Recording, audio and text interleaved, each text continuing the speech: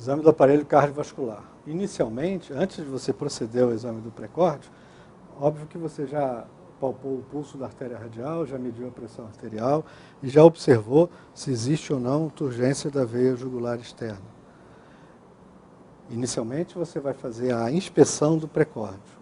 A inspeção é feita no aparelho anterior e tangencialmente com o objetivo de surpreender o ictus cordis, que é o batimento apical.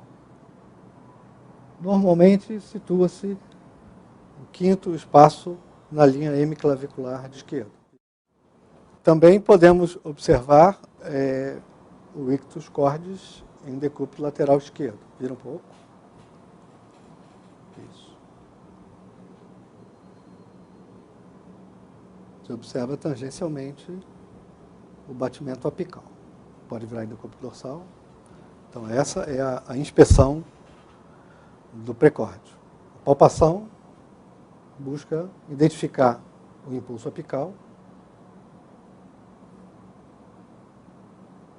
Normalmente no quinto espaço intercostal esquerdo. Foco aórtico, que é no segundo espaço intercostal direito. Foco pulmonar, no segundo espaço intercostal esquerdo. Foco aórtico acessório, terceiro espaço intercostal esquerdo. A região do foco tricúspide, que é o rebordo costal com apêndice tifoide. E também essa região que fica entre o ictus cordis, que é o foco mitral, e o foco tricúspide, chamada região mesocárdica ou endomucrômica.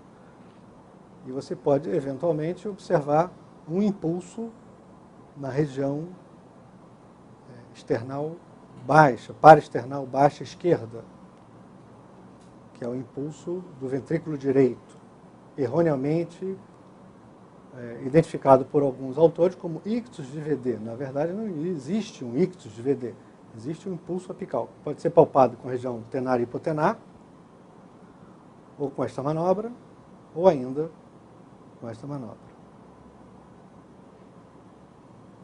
Também a palpação do ictus cordis pode ser melhorada em decúbito lateral esquerdo. Vamos virar um pouquinho.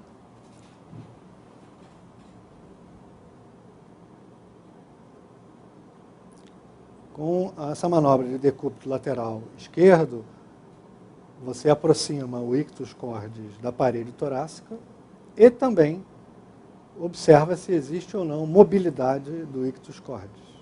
Normalmente, às vezes é difícil de determinar, mas normalmente existe uma mobilidade de cerca de 2 centímetros. Pode virar de decúbito dorsal.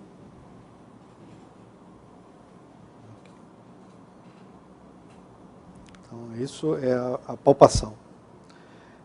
A ausculta cardíaca.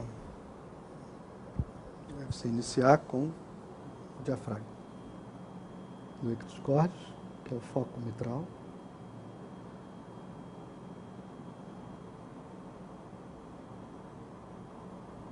Foco aórtico.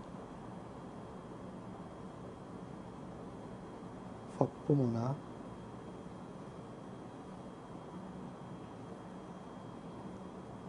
Foco tricúspide.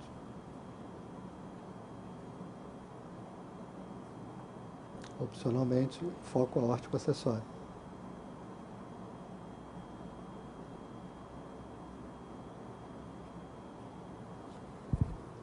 Depois da ausculta obrigatória dos focos, você pode auscultar qualquer região do precórdio, a região axilar, às vezes até a região dorsal também.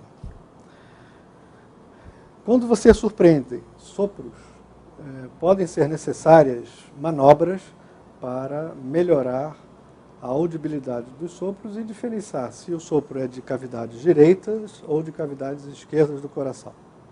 A manobra de Ribeiro-Carvalho, o paciente respira fundo e solta, não precisa prender a respiração, você aumenta o retorno venoso e aumenta os fenômenos estetoacústicos do coração direito.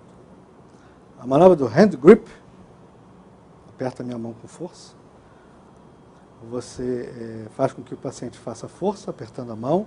Com isso aumenta a resistência vascular periférica ou sistêmica, aumenta a resistência e aí aumenta os sopros do coração esquerdo. Temos também ainda a manobra de Valsalva. Vamos respirar. Você sopra com a glote fechada. Isso, você sopra com força. Ok?